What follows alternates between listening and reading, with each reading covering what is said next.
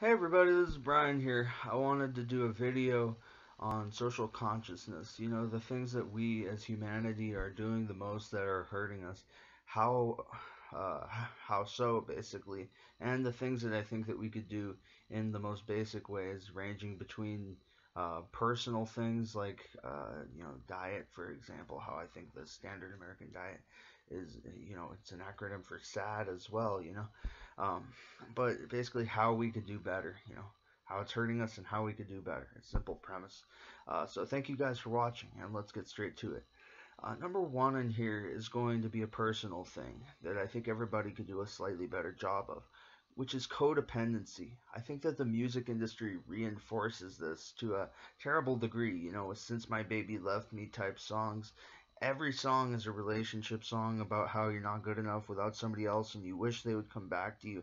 It reinforces the type of thought that makes us devalue ourselves and romanticize a Cinderella story with another person in order to basically kind of force an unrealistic version of relationship with them back into our lives. It's not healthy. I think it lands us to chasing exes, getting back together with exes. Um, there's numerous people I can think of, I won't name obviously, in my personal life who have ended up in the types of situations and sagas like that, and they've wasted years. It's just not a good or healthy thing. I think it's one of the things that's actually hurting us the most out of this list of the top 10, which is obviously not ranked, of course. Number two on here is corporations. I think that if we were to go back to the type of lifestyle that humanity led in terms of farming to eat our own food, farmers markets, almost like the Amish live, kind of. I think that rather than this sort of corporate capitalistic society where everything is based entirely on money and we basically live like a herd of sheep basically being led along, it's like that rectangular eye fits only a quarter of the old society, that rectangular eye of the sheep, and it's like we've become sheeple. I think if we were to actually go back to the type of society where we were more independent, we grew our own food, we traded with each other, and we had more cooperative communities rather than just letting some guy in a tower in Amazon, or Facebook, wherever it is, uh, just letting them determine the entire direction of society. That's not a real democracy, is it? Number three is groupthink. Like I mentioned earlier, I think that we've almost submitted our freedoms and we've become like sheeple. We just buy into whatever the later trend or fad is ideologically, socially, just like we did with style. And style is a little bit more innocuous. It doesn't hurt us as much. Um, it may make you look ugly if you buy into an ugly fad of style. Think back to the disco era, but the disco era didn't really hurt anyone if you think about it. I think that this type of group think, though, where we just go with whoever is the most popular, it allows people into power who are really unqualified. Number four on here is going to be big pharma. I think that if we went back to looking at natural medicines, a lot of things which are classified as weeds, such as like the dandelion, a lot of things that we put a lot of our effort into using the weed whacker and the lawnmower on, a lot of things we try to basically get rid of. I think they've been basically replaced, whereas those things could actually help us if we use them properly. Things like cannabis, that can help you a lot, but it's essentially demonized in a lot of states and a lot of ideologies in our society, and it's been replaced by big pharma and the terrible side effects and surgeries that can basically cause, think of the VNS, the vagus nerve stimulator, something they have to replace the battery of every 3 years, and they basically jam it into like your neck, and it shocks you every 5 minutes. And there's numerous types of things like that. That big pharma basically doesn't give a shit about your well-being. It shits on your well-being for money. Number five is the normalization of that assholish social media attitude. The idea that basically everyone is now self-absorbed, They're completely distracted by money and materialistic possessions, and they have less empathy, consideration, or understanding of what it's like to walk in somebody who's led a different life than them, to walk in their shoes. And I think that this is that normalization of that Facebook attitude where, you control people and it's okay. There's no consequences, in real life. Whereas you might get punched in the face for being a dick to somebody, now it's completely fine. And we've basically become the Biff Tannen culture. And it's completely okay for everybody to be an inconsiderate, narcissistic douche. And I think that we need to get back towards loving each other rather than trolling each other.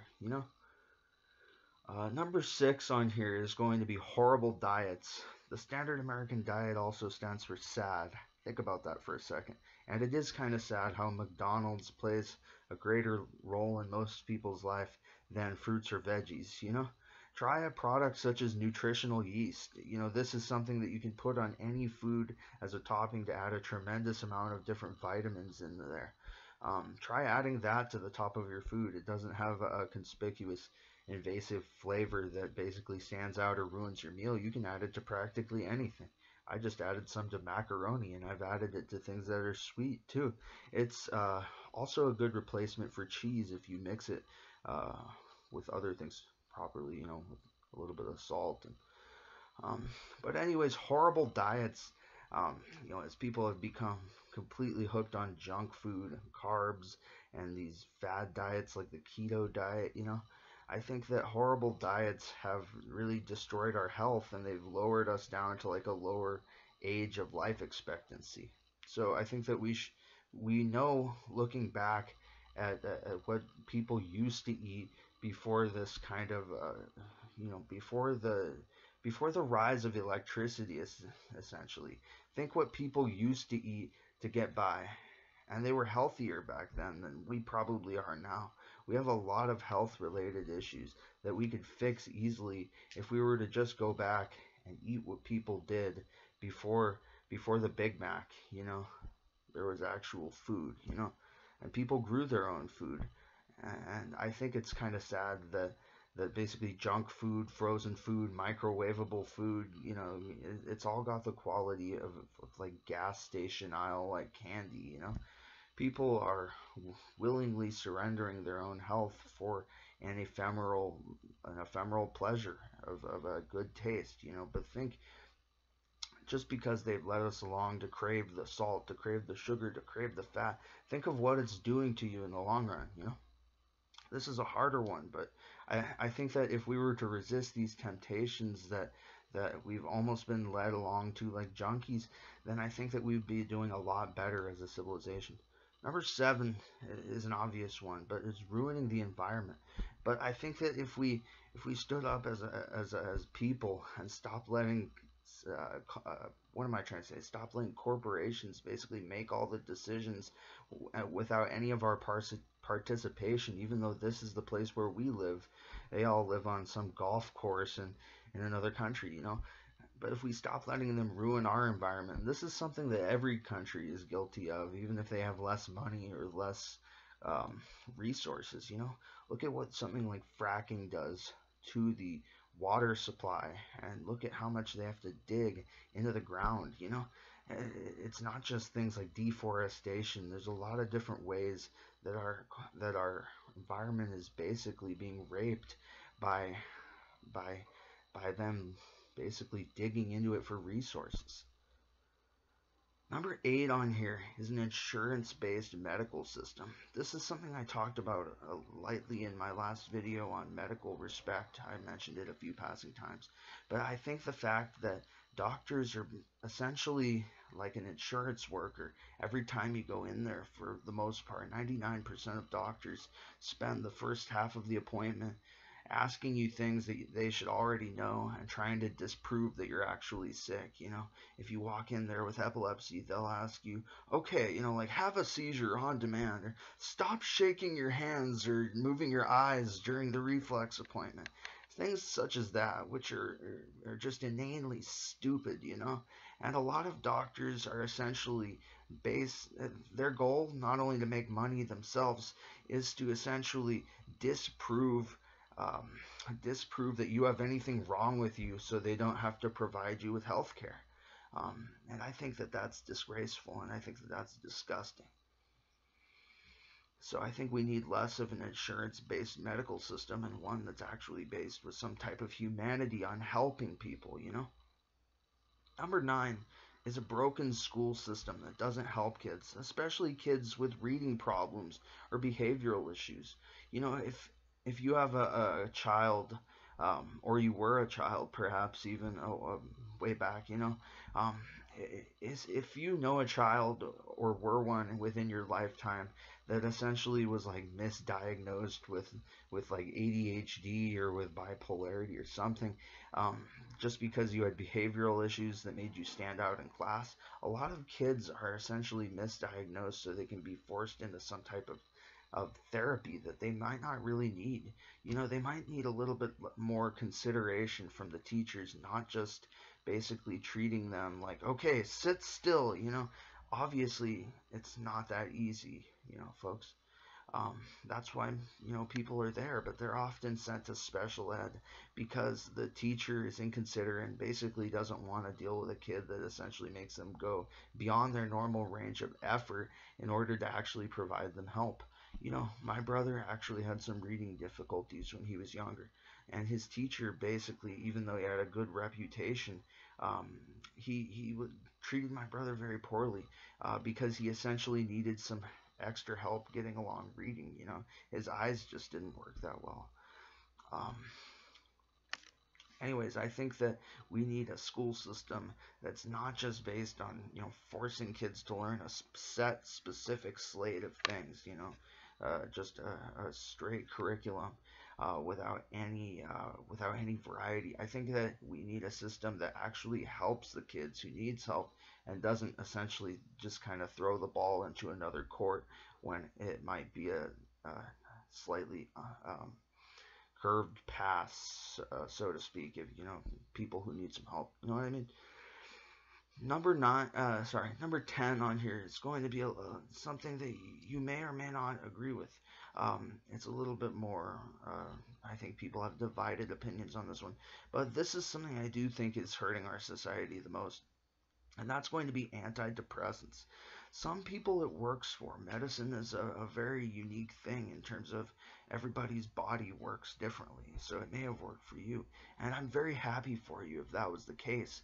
But I think that the awful side effects that antidepressants have on most people, which often leads them to a worse state of mental health than they were in the first place, I think that it's the type of thing where when you're desperate and when you're not feeling good and when you're really sad, I think it's the type of thing where they prey on the weak to get you on a prescription. As I've said time and time again, doctors' goals are to make money basically. They don't care about your health. So they're just trying to get you on prescriptions because each of those things, if you actually have health insurance, costs like hundreds to thousands to even tens of thousands of dollars. It's really expensive shit, you know? And they really want to force people back onto these things. I think that it can interact with people's existing mental health issues if you legitimately had something like schizophrenia or bipolarity. Antidepressants can interact with your mental health issues that you may or may not have even known you had. And I think that if people have had a history of alcoholism or past drug abuse, this can be especially dangerous. I think antidepressants are the type of thing that lead people to breaks in their sobriety and lead people to episodes in their mental health. You know, anyways, I think that antidepressants, even though it may be a controversial thing and it may have worked out for you, is one of the things that overall is hurting our society the most. And this is not just about America. This is about human civilization in general, you know? So I love you guys because you're you. And, well, there's not a whole lot more to say besides that. I hope you guys have a good day, and I'll talk to you soon. Peace out.